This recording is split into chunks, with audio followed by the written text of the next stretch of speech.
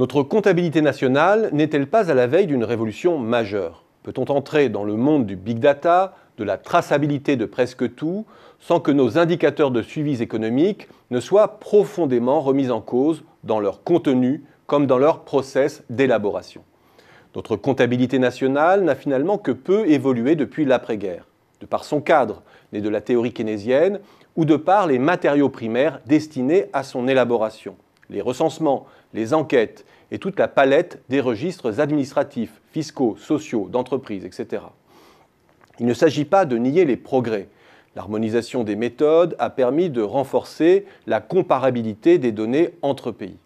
Les techniques de partage entre prix et volume se sont également améliorées, indice de prix chaîné, prix hédonique, etc.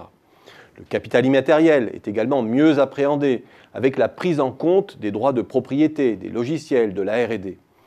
Mais notre nouvelle capacité à tracer chaque transaction, chaque produit, à les localiser, peut-elle ne bouleverser que les grands acteurs privés de l'économie 2.0 ? Se peut-il que notre principale usine à données, que constitue l'INSEE, ne soit pas directement concernée par cette irruption du big data? D'autres acteurs statistiques ne pourraient-ils pas émerger demain, concurrençant l'organisme national avec des délais plus courts d'élaboration, des données plus fines et plus modulables? Je ne sais pas répondre à cette question, mais curieusement, lorsque je recoupe sur Google les mots comptabilité nationale, INSEE et big data, rien ne sort. La réflexion, si elle existe, reste visiblement confidentielle. Je tombe, en revanche, sur cette citation de Matteo Pacca, directeur associé de McKinsey en France de 2013. Il y a plus de données sur les Français chez certaines organisations américaines qu'à l'INSEE. En l'occurrence, chez Google, Facebook, Amazon et chez les grands acteurs installés du stockage, du logiciel et de l'analytique. Avant même d'imaginer un Big Bang comptable, il est frappant de voir comment notre outil statistique peine toujours plus à décrire l'économie d'aujourd'hui. Très peu de progrès ont été accomplis dans l'appréhension des services. Leurs flux demeurent encore pour beaucoup, par convention, appréhendés comme la somme des coûts destinés à les produire.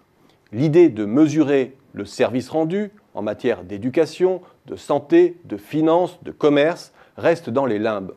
Avec pour résultat que pour l'INSEE, la productivité n'a pratiquement pas progressé en 25 ans pour 70% de l'économie.